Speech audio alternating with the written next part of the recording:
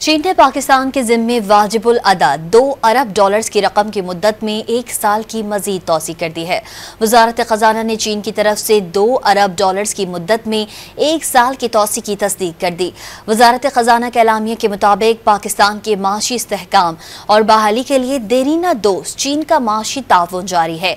चीन के $2 अरब के इस कर्ज की वापसी की मुद्दत 24 मार्च को पूरी हो रही थी। वजारत खजाना के एलामिया में कहा गया है कि चीन की जानिब से $2 अरब कर्ज की वापसी की मुद्दत में 1 साल की तौसी से पाकिस्तान को ज़र मुबादला के ज़खायर को मजबूत रखने में मदद मिलेगी। वजारत खजाना के एलामिया के मुताबिक पाकिस्तान के माशी इस्तेहकाम और बहाली के लिए देरीना दोस्त चीन का माशी ताउन जारी है।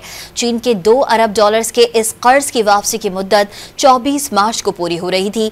वजारत खजाना के एलामिया में कहा गया है कि चीन की जानिब से $2 अरब कर्ज की वापसी की मुद्दत में 1 साल की तौसी से पाकिस्तान को ज़र मुबादला के ज़खायर को मजबूत रखने में मदद मिलेगी।